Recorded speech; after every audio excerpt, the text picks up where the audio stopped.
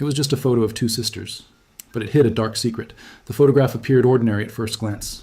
Sarah Miller, a digital archivist at the New Orleans Historical Society, had processed hundreds of 19th century portraits during her 3 years at the institution. This one, dated 1891 and labeled simply Studio Portrait, Unidentified Subjects, showed two elegant black women seated in a professional photographer's studio.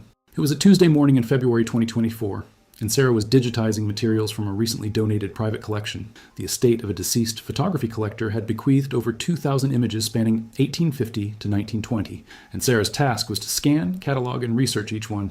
She placed the photograph carefully on the high-resolution scanner. The image showed two sisters, that much was evident from their striking resemblance, seated side by side against a painted backdrop of classical columns and draped fabric, typical of studio photography in the late 19th century. The older sister, appearing to be in her late 20s, sat on the left in an elaborate dark dress with intricate beading along the bodice and sleeves. Her posture was impeccable, shoulders back, chin slightly raised. She held a decorative fan in her right hand, the ivory and lace accessory positioned elegantly across her lap. Her expression was serene, composed, with the hint of a subtle smile. The younger sister, perhaps 25, sat slightly closer to the camera. She wore an equally expensive gown in a lighter fabric with elaborate embroidery at the collar and cuffs. Her hands rested empty in her lap, fingers interlaced. She smiled more openly than her sister, her eyes engaging directly with the camera lens with an almost defiant confidence. Both women were strikingly beautiful, their hair styled in the fashionable, upswept manner of the early 1890s, adorned with small decorative combs. Their clothing spoke of wealth and status. These were not servants' dresses or simple cotton garments, but fine silk and velvet, the kind worn by women of means. Sarah initiated the scan and watched as the machine's light passed slowly across the photograph, capturing every detail in ultra-high resolution. Something about this image intrigued her. Black women photographed in such obvious prosperity during this period were relatively rare in archival collections. The scan completed, and Sarah opened the digital file on her computer.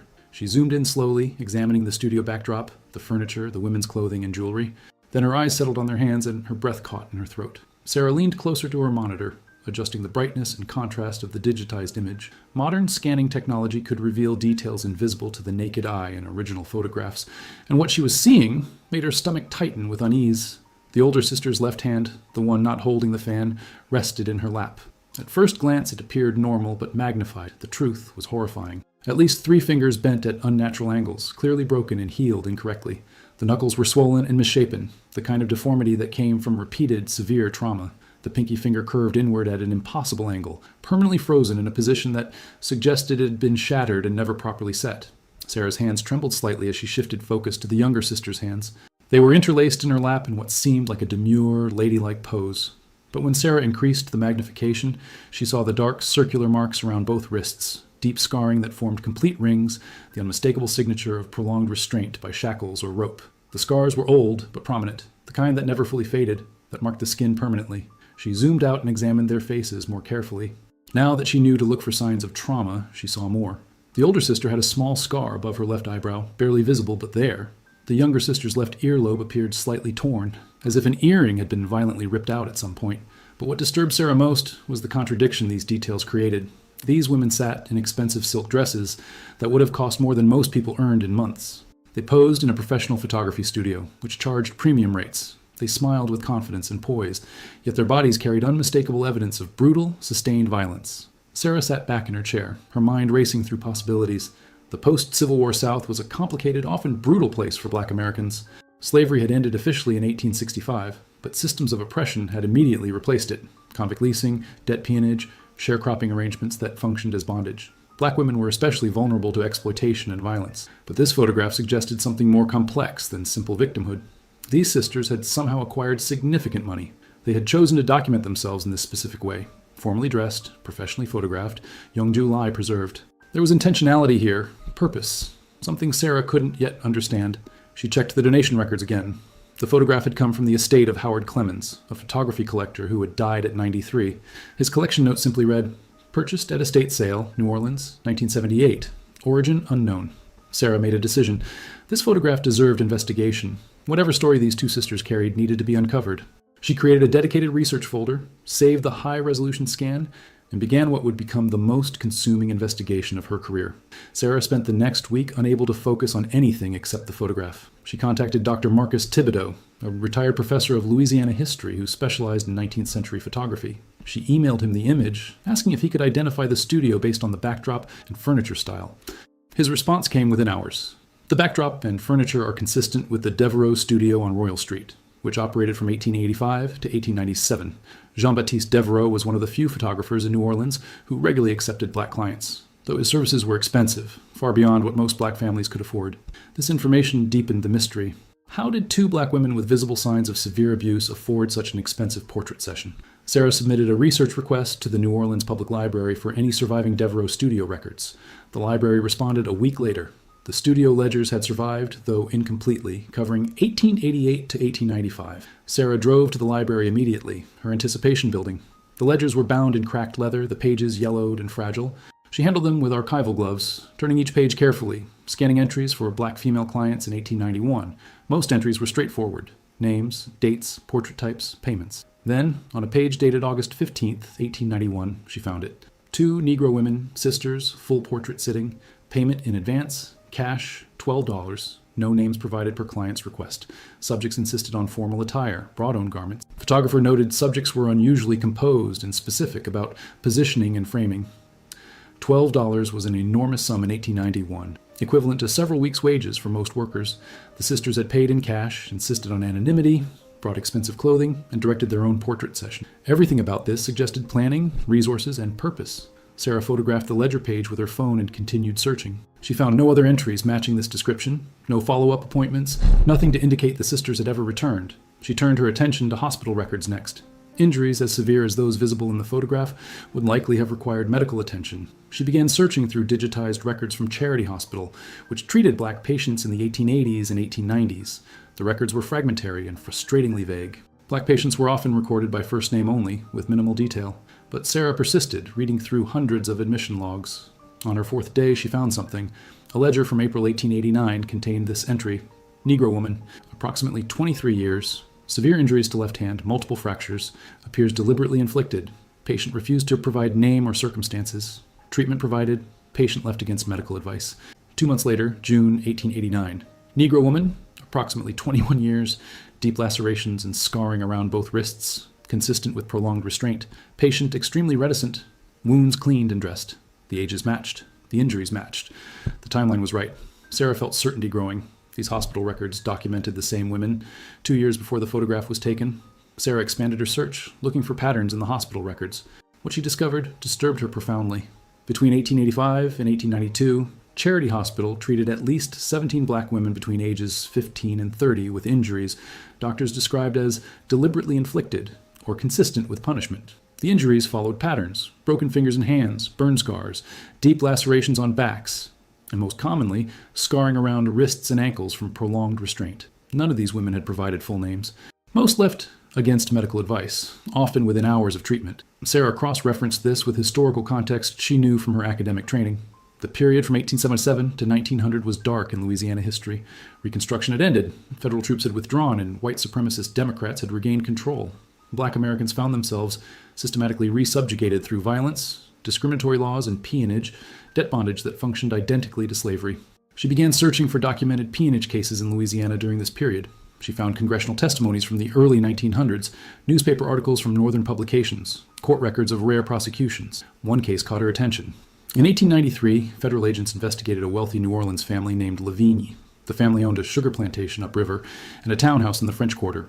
Anonymous tips led investigators to discover the Lavignes were holding multiple black workers in conditions of bondage. The investigation documented horrific abuses: workers locked in rooms at night, beaten for minor infractions, branded to prevent escape, worked without compensation for years. The Lavignes claimed everything was legal, that these were voluntary contracts. The case went to trial. Despite overwhelming evidence, the Lavignes were acquitted. The all-white jury deliberated less than an hour, but what made Sarah's blood run cold was a detail in the trial transcript. One escaped worker who testified was a young black woman named Clara. She described being held by the Lavignes from age 14 to 23, along with her younger sister. She described having her fingers deliberately broken with a hammer for stealing food scraps. She described being shackled at night. The transcript noted Clara's testimony was difficult to verify due to her obvious physical impairment. The defense attorney pointed to her mangled left hand as evidence she was unreliable. Clara's sister wasn't mentioned as having testified. No other record of her appeared. Sarah searched for what happened to Clara after the trial and found nothing. No census records, no death certificate. Clara had vanished from history. The timeline matched, the injuries matched, the ages matched. Sarah felt certainty crystallizing. The sisters in the photograph could be Clara and her unnamed sister, photographed in August 1891, 2 years before the trial. But why would they spend precious money on a formal portrait after escaping? Why smile? Why present themselves with such deliberate elegance? Sarah stared at the photograph and suddenly understood. This wasn't a portrait of victims. This was a statement, a defiant declaration. We survived. We will not be erased. But there was something else, something darker Sarah couldn't yet articulate. Something about the timing suggested more than survival. Sarah's next step was researching the Levine family thoroughly.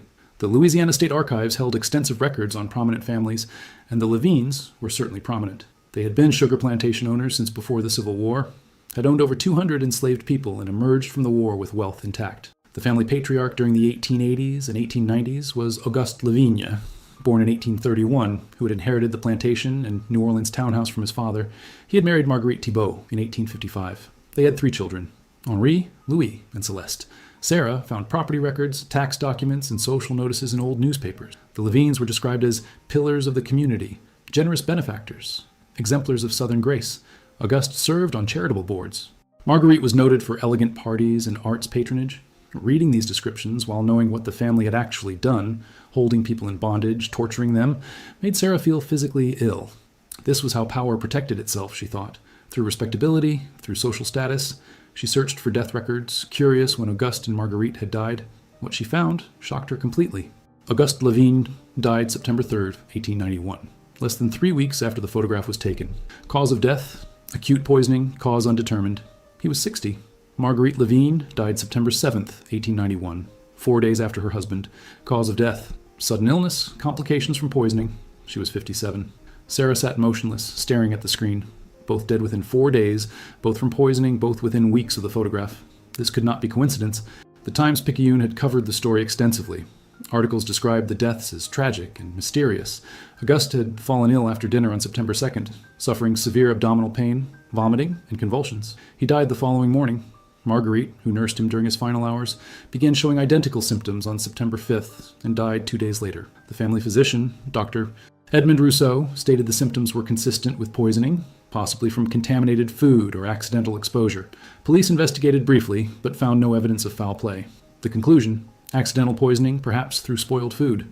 The funeral was one of the largest New Orleans had seen. Hundreds attended. Eulogies praised Auguste's business acumen and Marguerite's charitable works. No mention of the federal investigation that would come 2 years later.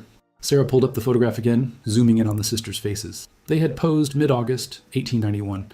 Auguste and Marguerite Lavigne died early September 1891.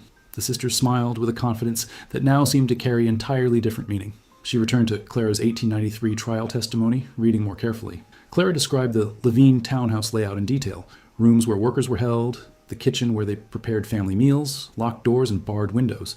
Clara and her sister had been assigned to kitchen work primarily. They prepared the family's meals under supervision, but they handled the food, cooked it, plated it. Access to the food, access to the family's meals. An opportunity. Sarah needed to trace what happened to the sisters after the Levines' deaths. She returned to the 1893 trial transcript, searching for any detail about Clara's background that might help locate her in other records. Clara had mentioned during testimony that she and her sister had been born in St. Landry Parish, north of New Orleans. Their mother had been enslaved on a plantation there before the war. After emancipation, she stayed in the area working as a laundress until she died in 1883. That's when Clara, then 14, and her sister, then 12, had been taken by the Levines. The transcript said they were claimed as wards after their mother's death, a common practice where white families asserted legal guardianship over black children, then forced them into unpaid labor. Sarah searched St. Landry Parish records from the 1880s.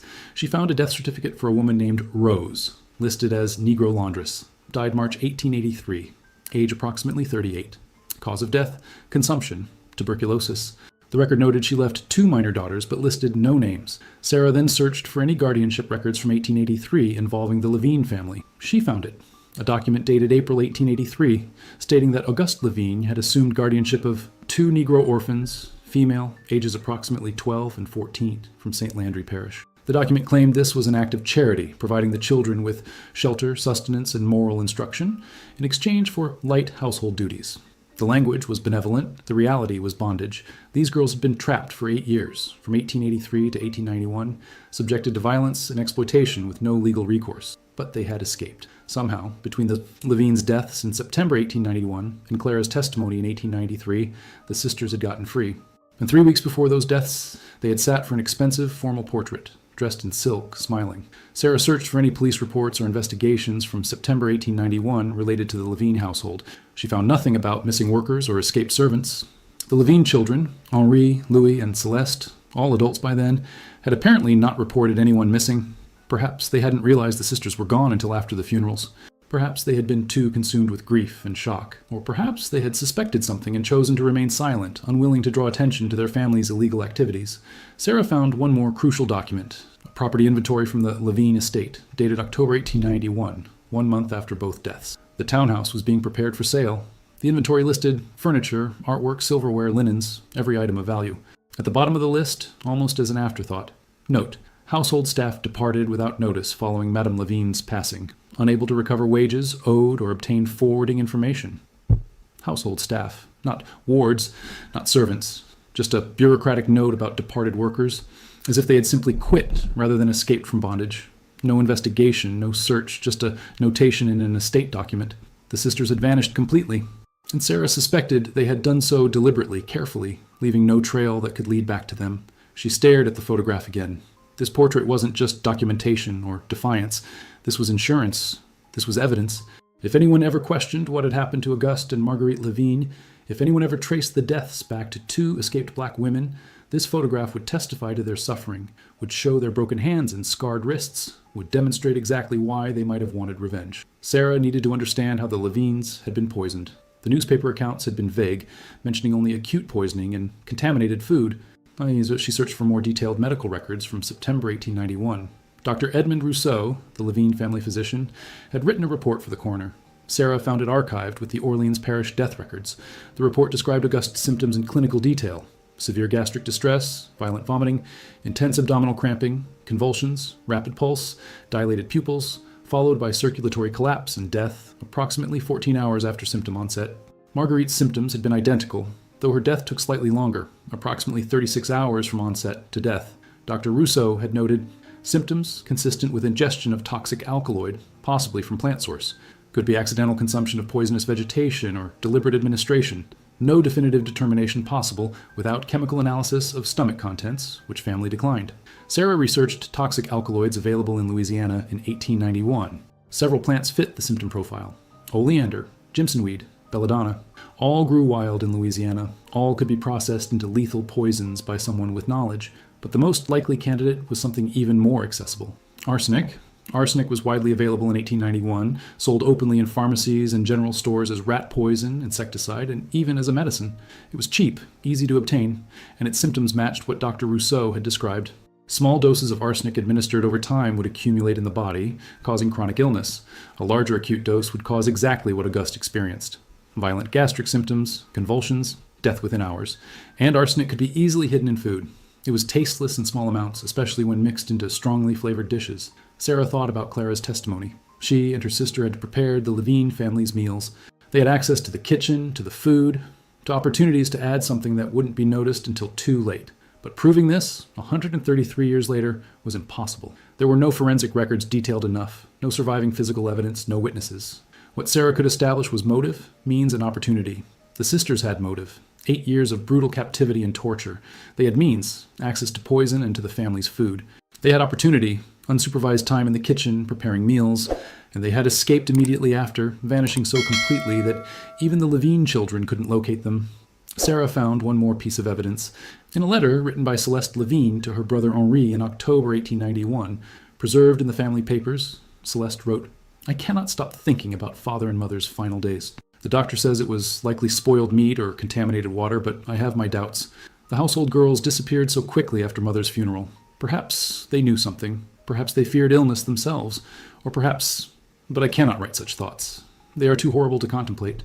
Celeste had suspected, but she had chosen not to pursue those suspicions. Perhaps out of fear of scandal, perhaps out of unwillingness to confront her family's crimes. The photograph on Sarah's screen seemed to glow with new significance. Two sisters, dressed in silk, holding themselves with quiet dignity, smiling with knowledge of what they had done and survived. This wasn't just a portrait. This was a victory photograph. Sarah had been thinking of the sisters as Clara and her unnamed sister for weeks.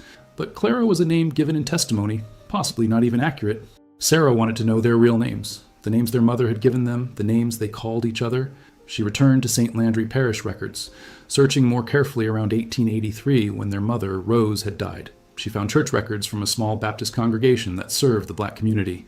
Rose's death was noted in the church ledger, and beside it, written in faded ink, Sister Rose departed this life March 14th, 1883. Leaves behind daughters, Clara, 14, and Grace, 12. May the Lord watch over these orphaned lambs, Clara and Grace. Finally, they had names. Sarah searched for any record of Clara and Grace after 1891. She checked census records from 1900, 1910, and 1920. She searched marriage records, death certificates, land ownership documents. She found nothing under those names in Louisiana. They had likely changed their names, she realized. After what they had done, whether murder or justified vengeance, they would have needed to disappear completely to become other people. Sarah tried a different approach. She searched for black women who appeared suddenly in census records in the 1890s with no prior documentation. Women whose ages would match Clara and Grace's.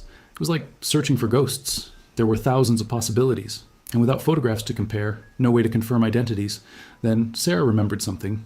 The photograph showed not just their injuries, but their appearance, their features. She had access to facial recognition technology through the Historical Society's digital archive system. It was imperfect with old photographs, but sometimes it could find matches. She uploaded the sister's portrait and ran it against the Society's collection of over 50,000 historical photographs from Louisiana and surrounding states. The system would search for similar facial structures, accounting for age and image quality. The search ran for hours. Sarah went home that evening not expecting results. But when she checked the next morning, the system had flagged 3 potential matches. The first 2 were clearly false positives. The facial structures were only superficially similar. But the third made Sarah's heart race. It was a photograph from 1897, 6 years after the sister's portrait. The image showed a group of women at a church gathering in Mobile, Alabama. The photograph was labeled First Baptist Church Ladies' Aid Society. And in the back row, standing slightly apart from the others, were 2 black women whose faces matched Clara and Grace with high probability according to the system. The caption listed names for everyone in the photograph. The 2 women in question were identified as Mrs. Clara Freeman and Mrs. Grace Freeman. Freeman, the same surname. Sisters who had escaped together, started new lives together, taken a new family name together. Sarah searched mobile records for Clara and Grace Freeman. She found them in the 1900 census. Clara Freeman, age 32, listed as widow, occupation seamstress. Grace Freeman, age 30, listed as widow, occupation laundress. They lived together in a small house on Davis Avenue. The 1910 census listed them at the same address, still living together, both still working. Both still listed as widows, though Sarah suspected neither had ever married. The widow designation was simply more respectable than spinster and raised fewer questions. She found one more record. A death certificate for Grace Freeman, died 1918, age 48. Caused influenza during the Great Pandemic. Clara Freeman was listed as next of kin. And finally, a death certificate for Clara Freeman, died 1924, age 56, caused heart failure. No next of kin listed. They had lived quiet lives in Mobile, working honestly, attending church, harming no one. They had survived their captivity, enacted their revenge, and built new lives far from New Orleans. And they had taken the secret of what they had done to their graves. Sarah sat in her office at the Historical Society, surrounded by months of research, looking at the photograph that had started everything. She finally understood the full story, or as much of it as could be recovered across 133 years. Clara and Grace, daughters of Rose, born into freedom after the Civil War, but orphaned young, claimed as wards by the Levine family, trapped in bondage disguised as guardianship, 8 years of brutal labor, violence, torture, fingers broken as punishment, wrists scarred from shackles, bodies marked by a family's cruelty. But Clara and Grace had survived. They had planned, waited, gathered resources. Somehow, they had acquired or stolen money, perhaps small amounts taken over years from the Levine household. They had purchased expensive dresses, possibly secondhand from a pawn shop or sympathetic merchant. They had saved $12 for a portrait session. In mid-August 1891, they had posed for their photograph, a declaration of their humanity, their dignity, their defiance. They smiled, not as victims, but as women who had already decided what would come next. Weeks later, they had poisoned Auguste and Marguerite Levine. Whether using arsenic or another poison, they had administered it through the family's food, using the access their kitchen duties provided. They had watched Auguste die in agony, watched Marguerite follow days later. And then they had vanished, leaving New Orleans for Mobile, Alabama, taking new names, building new lives. They had lived for decades as Clara and Grace Freeman, ordinary working women, respected church members, their past buried completely. The photograph remained as evidence of what had been done to them, justification for what they had done in return. Sarah wondered if the sisters had kept a copy themselves, or if the photographer's archive copy was the only one that survived. Sarah knew she had to publish this research. It was an important historical story about peonage, about the violence Black Americans faced in the post-Reconstruction South, about resistance and survival. But how to tell it? Should she explicitly state that Clara and Grace had murdered the Levines, or should she present the evidence and let readers draw their own conclusions? She thought about the moral complexity of the story. By any legal definition, what Clara and Grace had done was murder. But morally?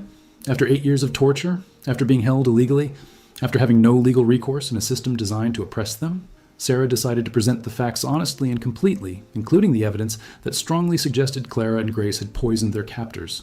But she would frame it within the historical context, explaining the system that had trapped them, the violence they endured, the impossibility of legal justice. She would let their photograph speak for itself. Two beautiful, dignified women, smiling despite everything that had been done to them, their broken hands, visible testimony to their suffering and their strength. Sarah began writing the research paper that would eventually be published in the Journal of Southern History. She titled it, Captivity, Resistance, and Vengeance, The Untold Story of Clara and Grace in Post-Reconstruction Louisiana. The article would be controversial. Some historians would question her conclusions. Some would argue she was glorifying murder. Others would praise her for recovering a lost story of Black resistance. But Sarah knew the story needed to be told. Clara and Grace deserved to be remembered, not as anonymous victims, not as criminals, but as complex human beings who survived unimaginable circumstances and fought back the only way they could. 6 months after Sarah published her research, the photograph of Clara and Grace went viral online. A historian with a large social media following had shared the image along with a summary of their story. Within days, millions of people had seen it. The responses were intense and varied. Many people expressed outrage at what had been done to Clara and Grace, calling them heroes for fighting back. Others debated the morality of their actions, arguing about whether murder could ever be justified. Some questioned whether Sarah's conclusions were accurate or speculative. But what moved Sarah most were the messages from descendants of people who had been held in peonage systems across the South. Dozens of people reached out, sharing family stories that had been passed down through generations. Stories of ancestors who had been trapped in debt bondage, subjected to violence, denied freedom even after slavery's official end. One woman, Linda Washington from Atlanta, sent Sarah a message with an attached photograph. "This is my great-great-grandmother, Ruth," Linda wrote. "The family stories say she was held by a white family in Georgia in the 1890s, that she finally escaped when she was in her 20s. She never talked about those years. But my grandmother said Ruth's hands were scarred and deformed, that she had marks on her wrists from shackles. Your article about Clara and Grace made me realize my great-great-grandmother's story was part of a much larger pattern. Thank you for bringing this history to light." Sarah began collecting these stories, creating an online archive of peonage, testimonies, and family histories. The archive grew quickly, filled with painful accounts, but also stories of resistance, escape, and survival. The New Orleans Historical Society created a permanent exhibition featuring Clara and Grace's photograph along with Sarah's research. The exhibition included context about peonage systems, primary documents from the Levine case, and information about the broader history of Black resistance in the post-Reconstruction South. On the exhibition's opening day, Sarah stood before the large reproduction of the photograph. Clara and Grace looked out at the crowd, their elegant dresses and composed expressions unchanged across 133 years. But now their story was known. Now their names were remembered. A young Black woman approached Sarah after the opening remarks. "I'm a student at Tulane," she said. "I'm studying history because I want to recover stories like this, stories that have been buried or ignored. This photograph, seeing their faces, knowing what they survived and what they did, it means everything to me. It shows that our ancestors weren't just victims. They fought back." Sarah nodded, moved by the woman's words. This was why the work mattered. Not just to document the past, but to honor the people who had lived it, who had suffered and resisted and survived. She looked again at Clara and Grace, at their slight smiles and their damaged hands, at the contradiction between their formal elegance and the violence their bodies had endured. This photograph had hidden its secret for over a century, waiting for someone to look closely enough, to care enough, to piece together the fragments of a story that had been deliberately buried. Clara and Grace had posed for this portrait knowing what they were about to do, knowing they would soon disappear into new lives. They had documented themselves at this precise moment, after suffering, before vengeance, on the threshold between victimhood and agency. The photograph was their testimony, their declaration, their revenge. It had outlasted the Levine family, outlasted the peonage system, outlasted the deliberate amnesia that tried to erase such stories. And now, finally, it was speaking. Sarah thought about all the other photographs still sitting in archives and attics, all the hidden details waiting to be noticed, all the stories waiting to be recovered. Clara and Grace's photograph had found its voice after 133 years. How many others were still waiting? The work would continue. The stories would be told. The past would be confronted honestly, in all its complexity and pain and resistance. And the people who had been relegated to the background of history, the scarred, the brutalized, the ones who fought back, would finally be brought into the light and honored. Clara and Grace smiled from their photograph, dignified and undefeated.